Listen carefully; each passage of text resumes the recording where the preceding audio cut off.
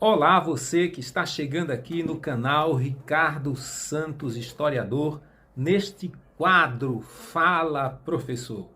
Nós queremos agradecer a sua presença e também queremos agradecer a professora Cláudia, uma carioca da Gema.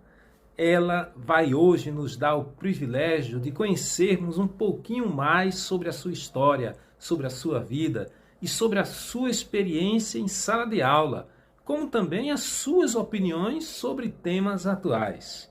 Esse é o Fala Professor. Com vocês, Cláudia. Fala aí, É Cláudia. um prazer estar aqui com você, uma honra poder aceitar esse convite para conversarmos um pouquinho sobre muitas coisas que eu sei que você vai perguntar e eu espero estar capacitada a responder. Muito obrigada pelo convite. Que bom saber que você está com essa disponibilidade toda. Certamente os nossos ouvintes agradecem por isso. Existe aqui uma pergunta que a gente faz a todos os nossos convidados e queríamos também fazer para você. Cláudia, você sempre quis ser professora? Responde pra gente, tira essa dúvida aí. Olha, Ricardo, desde as minhas mais remotas lembranças, eu tenho assim a recordação de querer ser três coisas, na verdade: professora, enfermeira e psicóloga. Você já antecipou uma pergunta, por isso eu pergunto: que sonho você realizou e que sonho pretende realizar? Eu estou na iminência de realizar o último sonho, que é ser psicóloga. Porque enfermeira já sou, professora também, e agora estou prestes, né? Falta um tempinho ainda, 2 anos, para poder me formar como psicóloga. Já que você tocou nesse assunto, eu tenho que fazer essa pergunta. Fala um pouquinho da tua formação, dos cursos que você já fez, dessa sua experiência. Bom, eu sou formada em enfermagem, sou enfermeira, com especialização em tanatologia, que é a ciência que estuda a morte e o morrer. E já que você falou em tanatologia, aproveita e explica um pouco o que é essa ciência que ensina a morte a morrer. Eu acho que seja interessante o público saber. Bom, tanatologia é a ciência que estuda a morte e o morrer no seu aspecto mais amplo. Não só a morte biológica, mas também há questões sociais, antropológicas, filosóficas, teológicas, né? Sociológicas. Então a gente estuda a morte dentro de todos esses contextos. Como que ela se apresenta para cada sociedade, os ritos fúnebres, a significância e a importância de se estudar essa ciência, principalmente no caso das pessoas, dos profissionais de saúde, é dar um acolhimento adequado àquele que está morrendo. Esse tema da morte é pouco falado, mas eu sei que você gosta muito de falar, que você vive esse tema. Eu já vi você dando entrevistas sobre esse tema e ficou muito mais claro ainda enquanto a repórter perguntava. Eu li Full Ecology, que aborda esse tema muito interessante e a gente se apaixona por isso. Eu aproveito então para perguntar para você, que outras formações você já fez? Eu sou também agora doula da morte. Mas o que é isso, doula da morte? Explica aí, eu quero saber o que é isso. A doula da morte, ela tem como madrinha, vamos dizer assim, as moiras, que são personagens gregas, né, da mitologia, que são mulheres que a população respeitava como aquelas que têm o poder, vamos dizer assim, sobre a vida dos seres humanos. As moiras, recebiam a vida, teciam a vida e a outra cortava o fio. E estava tudo certo, as pessoas aceitavam esse ciclo da vida. Uma doula da morte faz isso. Ela tece a vida, ainda que ela esteja nos seus momentos mais finais, para que a morte possa se fazer presente. E nessa tessitura, ela coloca a pessoa que está morrendo como protagonista da sua vida, ainda que esteja em momentos de morte, como aquele que tem voz. Então a doula é aquela que acolhe quem está morrendo para devolver para a terra. Agora vamos mudar um pouco o tema. Vamos falar sobre os teóricos da educação. Você sabe que existem muitos teóricos Sim. que ao longo dos anos pesquisaram, estudaram, mas quem é professor sabe que uma escola não é igual a outra, que uma sala de aula não é igual a outra, que o estudante no dia é um, no outro dia ele é outro. Igualmente o professor.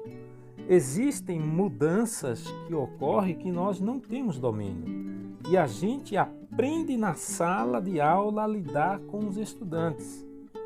Alguns colocam o teórico debaixo do braço e fazem tudo conforme a cartilha.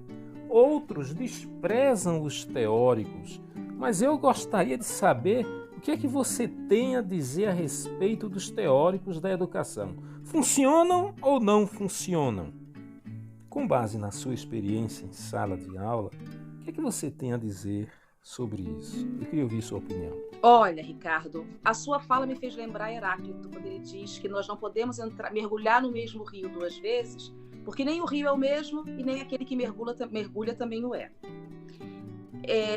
Seria ousadia minha dizer que esses educadores, esses teóricos da educação estariam errados.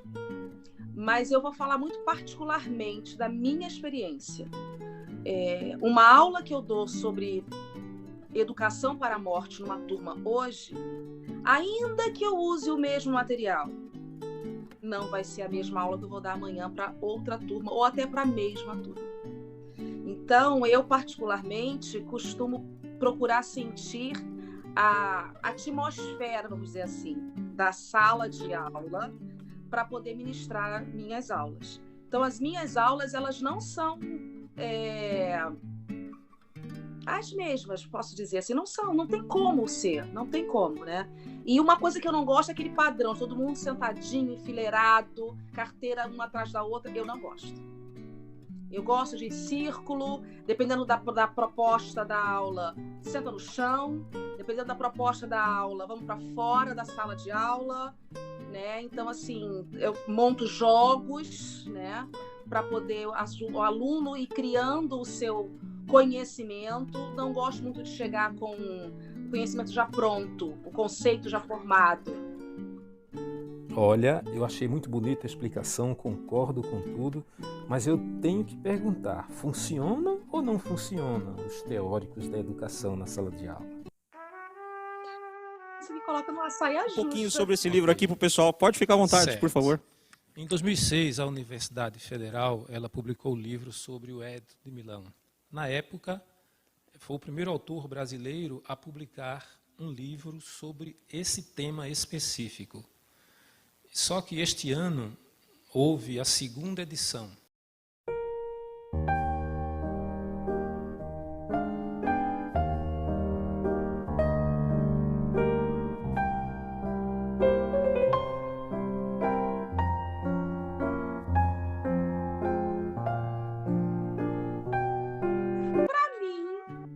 Eu vou dizer que, em parte, quando eles vêm com a questão de onde, como buscar o conhecimento, até que ajuda.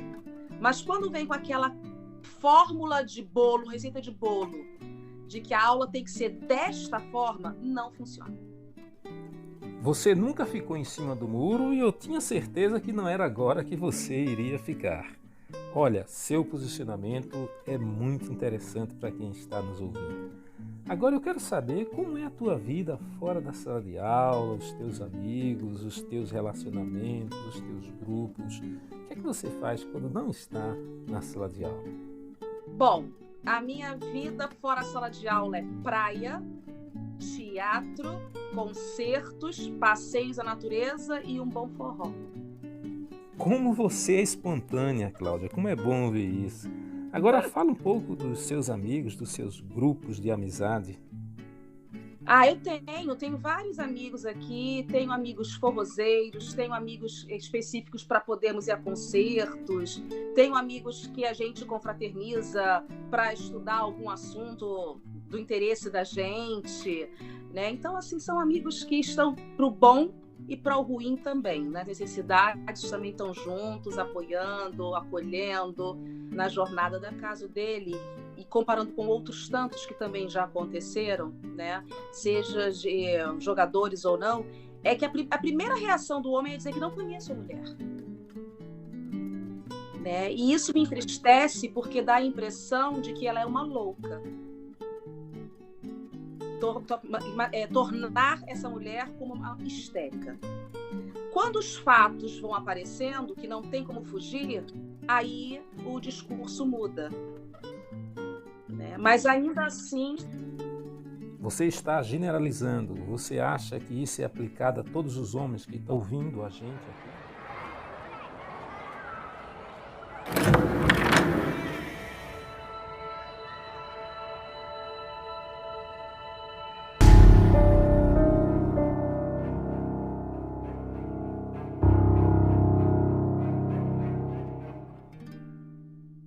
Na grande maioria, infelizmente, na grande maioria é. Quando se refere a esse tipo de acontecimento, a primeira coisa é não conheci, não conheço, não sei, nunca vi, né? E se a gente for analisar, porque eu gosto muito de assistir também série policial, CSI, NCIS, e quando há algum caso nessa linha, né, de violência contra a mulher, a primeira fala é não conheço. Nunca vi falar, não sei quem é. E quando as provas levam até ele, realmente, mas não foi bem assim como ela disse. E quanto mais provas vão aparecendo e vai ficando complicado para ele, aí ele acaba, realmente foi, né? Então, por que não? Primeiro, não deveriam nem chegar ao ato, né? Não é não. Você gosta de comer o quê? Se alguém quisesse te convidar a ir a algum lugar aí no Rio de Janeiro, onde essa pessoa deveria te levar? Qual é o seu tipo de alimento predileto? Fala aí pra gente. Bom, eu sou muito fácil, né, de agradar. Eu gosto de pizza, eu gosto de pastel, eu gosto de uma boa comida caseira, né? Então, uma comida italiana, né? Suco, algumas coisas nessa linha.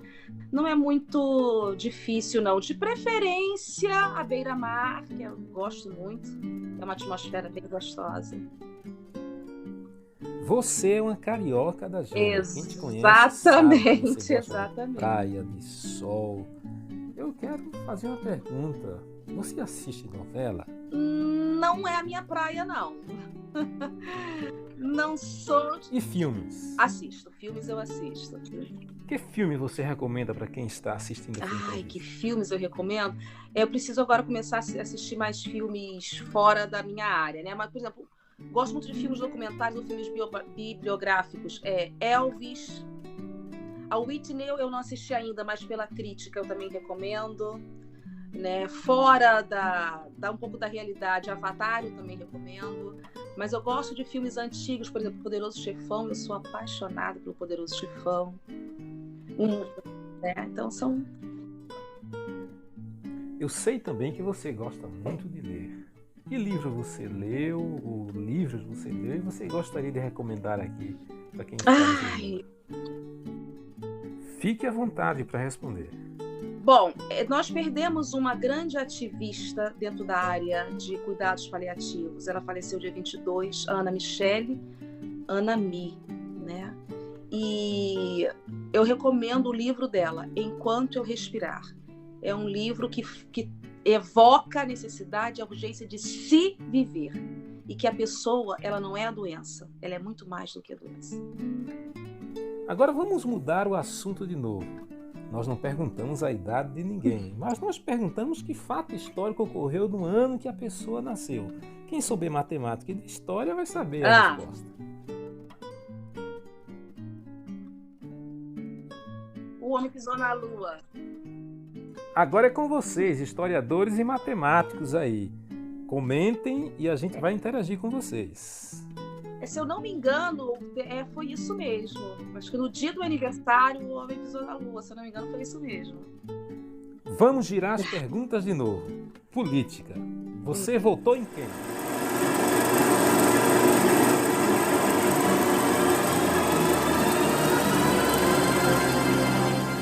Eu não votei nenhum nem outro, porque o meu título de eleitor eu não transferi para o Rio de Janeiro, mas eu comemorei a vitória do Lula. Você não fica em cima do muro mesmo, né? Não.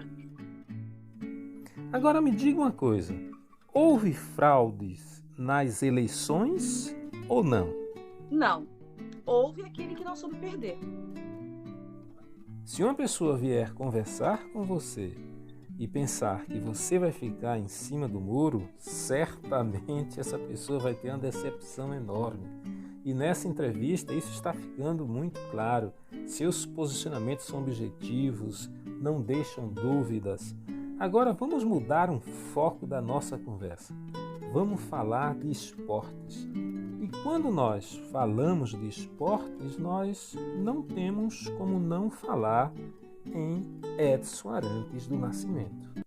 Ai, Pelé é o rei. Nossa, um carinho.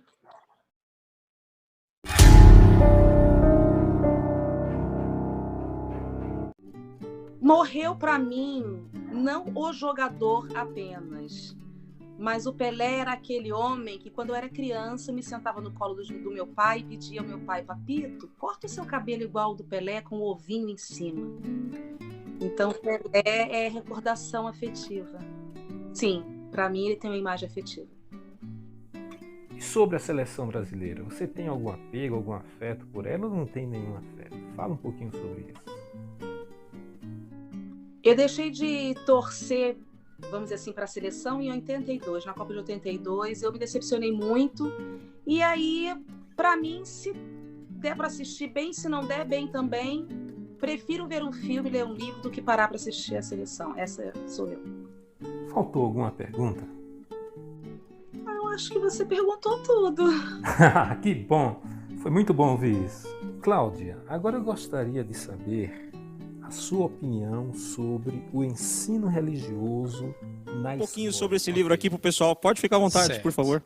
Em 2006, a Universidade Federal ela publicou o livro sobre o Édito de Milão.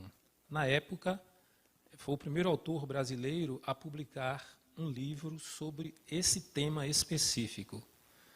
Só que este ano houve a segunda edição.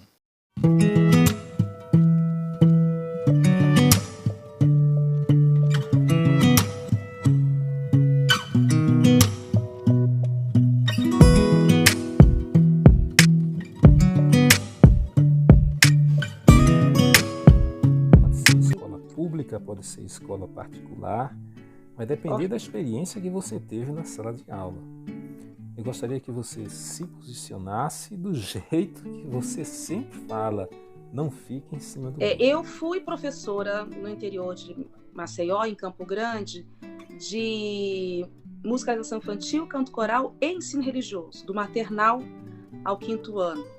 Fui professora na Escola Adventista também, em Goiânia. A minha realidade é particular, mas eu não me vejo assim, impossibilitada de falar em relação ao ensino público também, porque se houver a questão da não imposição da minha crença, mas um ensino religioso em que eu ofereço ferramentas para os alunos serem críticos, pensantes e poderem colocar as suas opiniões sem medo, ele é permitido, ele é divino, ele é um canal que instrui, é um canal que traz novidades, é um canal instigante e é um canal que deve ser muito, muito divulgado para que as pessoas se associem, conheçam cada vez mais, porque nós estamos precisando de material diferente, que saia do igualitário, do modelo de tudo igual, na mesma forma. Então, esse é um programa que não está na mesma forma. E isso é muito bom. Nós temos agora um projeto que se chama Dançando com a Morte. Uau! Alguns colegas de forró mostraram dificuldade em lidar com essa temática e uma vez por mês nós vamos nos reunir para conversarmos sobre livros, filmes que tratem sobre a finitude, e essas experiências depois vão ser transformadas em um podcast com o mesmo nome, Dançando com a Morte. Cláudia, esse espaço agora aqui é para você dar uma mensagem para os nossos ouvintes que você gostaria de dizer para eles?